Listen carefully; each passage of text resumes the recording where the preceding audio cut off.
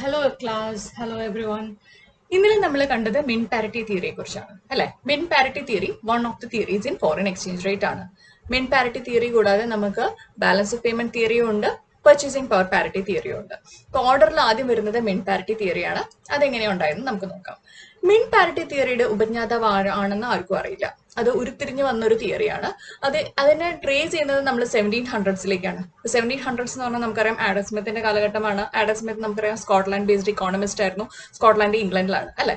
അപ്പൊ ഇംഗ്ലണ്ടിൽ ഉണ്ടായിട്ടുള്ള ഒരു തിയറിയാണ് ഈ മിൻ പാരിറ്റി തിയറി. ഇപ്പൊ മിന്റ് എന്ന് പറഞ്ഞാൽ നമുക്കറിയാം mint is something related to the coins അല്ലെ. We print the currency and we mint the coins. Minting of coins is related to metal. ഇവിടെ മെറ്റൽ എന്ന് ഉദ്ദേശിക്കുന്നത് ഗോൾഡ് ആണ്, അല്ലാതെ നമ്മുടെ ചില്ലറ പൈസയല്ല. അപ്പൊ ഈ ഗോൾഡിന്റെ സ്റ്റാൻഡേർഡ് ആണല്ലോ മിൻ പാരിറ്റി തിയറി. അപ്പൊ ഗോൾഡ് എന്നുള്ളതിനെ അടിസ്ഥാനമാക്കി എങ്ങനെ ട്രേഡ് നടത്താം എന്നുള്ളതാണ് മിൻ പാരിറ്റി തിയറി കണ്ടെത്തുന്നത്.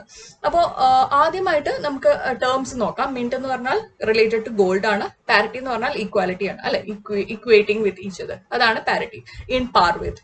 സോ വി സീ ദാറ്റ് രണ്ട് കൺട്രീസിന്റെ കേസാണ് നമ്മൾ ഇതിൽ എടുക്കുന്നത്. ഒന്ന് ഇംഗ്ലണ്ടും ഒന്ന് US-ഉം. ഓക്കെ, ഇംഗ്ലണ്ട് അഥവാ UK-യിൽ ഉപയോഗിച്ചിരുന്ന കറൻസി എന്ന് പറയുന്നത് പൗണ്ട് ആയിരുന്നു. ബ്രിട്ടനിൽ ഉപയോഗിച്ചിരുന്നത് പൗണ്ടാണ്. നേരെ മറിച്ച് നമ്മുടെ US-ൽ ഉപയോഗിക്കുന്നതാണ് ഡോളേഴ്സ്. ഓക്കെ, ഇപ്പൊ രണ്ട് കൺട്രീസിലും അവരുടേതായ കറൻസി ഉണ്ട്. രണ്ട് കൺട്രീസിലും ഗോൾഡ് ഉപയോഗിക്കുന്നുണ്ട്. രണ്ട് കൺട്രീസിലും ട്രേഡ് ചെയ്യുന്നുണ്ട്. രണ്ട് കൺട്രീസിലും ഗോൾഡിന് വാല്യൂ ഉണ്ട്.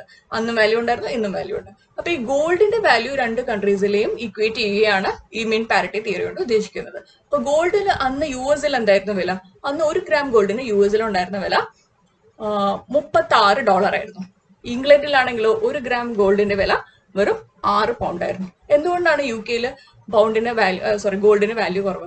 കാരണം നമുക്കറിയാം UK എന്ന് പറയുന്നത് സൂര്യൻ അസ്തമിക്കാത്ത സാമ്രാജ്യമായിരുന്നു. പല കൺട്രീസിൽ നിന്നും ഗോൾഡ് കൊണ്ടുവരിക. ലോകം മുഴുവൻ ഇംഗ്ലണ്ടിന്റെ കോളനീസും ആയിരുന്നു. അപ്പൊ ഗോൾഡ് കൊണ്ടുവന്നിട്ട് ഇംഗ്ലണ്ടിൽ ഡെപ്പോസിറ്റ് ഉണ്ടാക്കുകയായിരുന്നു അന്നത്തെ അവരുടെ പ്രധാന ഹോബി.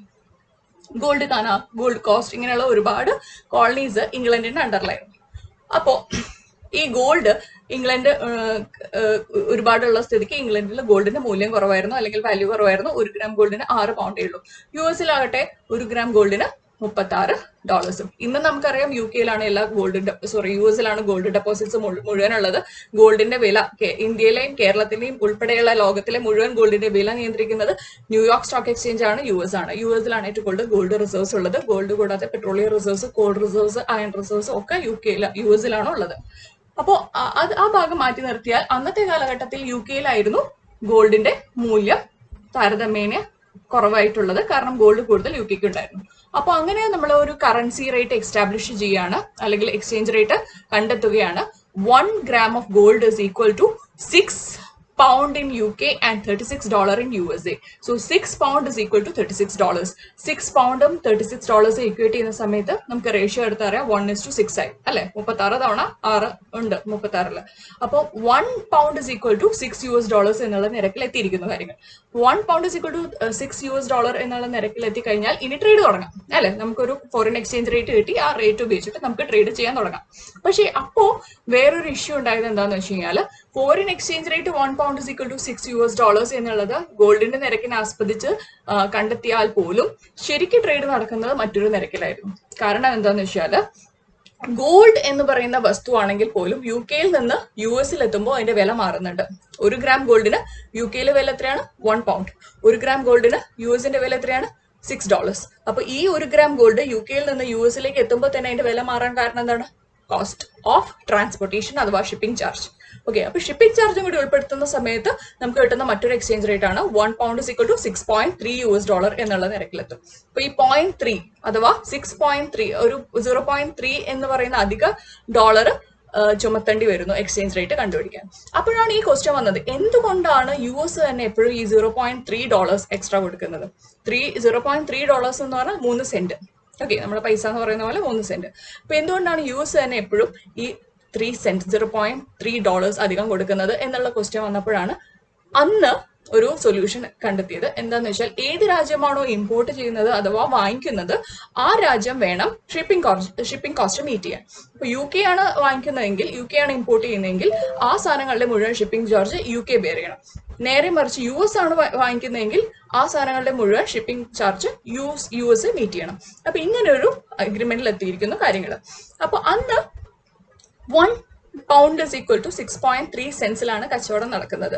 അപ്പോൾ യു എസ് ആയിരുന്നു മിക്കവാറും എല്ലാ സാധനങ്ങളും വാങ്ങിച്ചിരുന്നത്. കാരണം യു കെയിൽ എല്ലാം ഉണ്ട്, സർപ്ലസ് ആയിട്ടുണ്ട്. യു കെ വലിയ കോളനീസ് ഒക്കെ എസ്റ്റാബ്ലിഷ് ചെയ്തുകൊണ്ട് വരുന്ന ഒരു രാജ്യമാണ്. യു എസ് ആകട്ടെ വളർന്നുകൊണ്ടിരിക്കുന്ന ഒരു രാജ്യമാണ്. അപ്പോൾ അന്ന് യു എസ് ആയിരുന്നു മിക്കവാറും എല്ലാ ഇമ്പോർട്ടും ചെയ്തിരുന്നത്. അതുകൊണ്ട് തന്നെ 1 pound is equal to 6.3 cents എന്നുള്ള രീതി, $6.3 എന്നുള്ള രീതിയിലാണ് കാര്യങ്ങൾ നടന്നിരുന്നത്. ഇനി അഥവാ യു കെ എന്തെങ്കിലും സാധനം യു എസിൽ നടന്ന് വാങ്ങിക്കുകയാണെങ്കിലോ, if UK buys something from USA, what will be the exchange rate? അപ്പോൾ 1 pound is equal to $6.3 എന്നുള്ളത് മാറി എന്താവും? 1.3 pound എന്നാവുമോ, അത് 1.5 pound എന്നാവുമോ? അപ്പോൾ ഇത് എക്സ്ചേഞ്ച് റേറ്റ് വീണ്ടും ഒരു എസ്റ്റാബ്ലിഷ് ചെയ്യാൻ ഒരുപാട് ഡെസിമൽ പോയിന്റ് വരും, ഒരുപാട് പോയിന്റ്സ് ഒക്കെ വന്ന് കൺഫ്യൂസിങ് ആവും.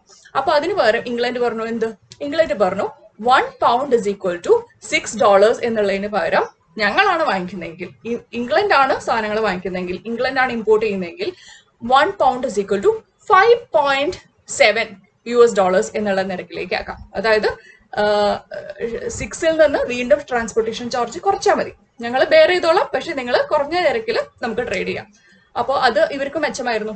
അതായത് പെന്നി സേവ്ഡ് പെന്നി ഏൺഡ് അല്ലെ, പൈസ കുറയ്ക്കുന്നത് പൈസ ലാഭിക്കുന്നത് പൈസ സമ്പാദിക്കുന്നതിന് തുല്യമാണ്.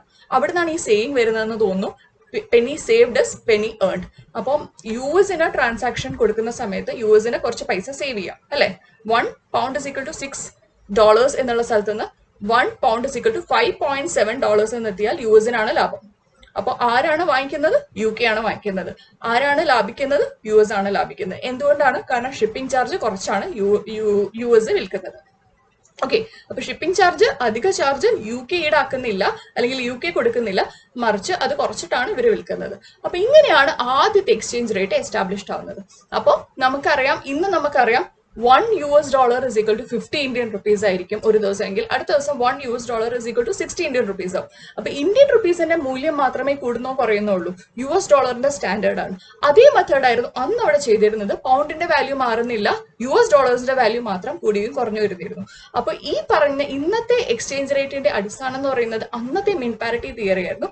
ഒരേ ഒരു വ്യത്യാസമാണ് ഉള്ളത്. ഇന്ന് import and exports, import and exports ആണ് ഡിസൈഡ് ചെയ്യുന്നതെങ്കിൽ അന്ന് ഗോൾഡ് ആയിരുന്നു ഡിസൈഡ് ചെയ്തിരുന്നത്. ഗോൾഡ് ഡിസൈഡ് ചെയ്തിരുന്ന കറൻസിയുടെ വാല്യൂ അല്ലെങ്കിൽ ഗോൾഡ് ഡിസൈഡ് ചെയ്തിരുന്ന എക്സ്ചേഞ്ച് റേറ്റ് ഉപയോഗിച്ചിട്ടായിരുന്നു അവർ ട്രേഡ് ചെയ്തിരുന്നത് എന്ന് മാത്രം. അപ്പൊ ഇന്ന് ഇമ്പോർട്ട് ആൻഡ് എക്സ്പോർട്ട് ആണ് $ന്റെ വാല്യൂ ഡിസൈഡ് ചെയ്യുന്നതെങ്കിൽ അന്ന് ഗോൾഡ് ആയിരുന്നു ഡിസൈഡ് ചെയ്യുന്നത്. ഗോൾഡ് ആയിരുന്നു ഇമ്പോർട്ട് കൂട്ടണോ എക്സ്പോർട്ട് കുറയ്ക്കണോ എന്ന് തീരുമാനിച്ചിരുന്നത്. പക്ഷെ അന്നത്തെ ഒരു വ്യത്യാസം എന്താണെന്ന് വെച്ചാൽ അന്ന് പെഗ്ഡ് സിസ്റ്റം ആയിരുന്നു. അതായത് ഗോൾഡിന്റെ വാല്യൂ സ്റ്റേബിൾ ആയിരുന്നു, മാറിക്കൊണ്ടിരിക്കില്ല.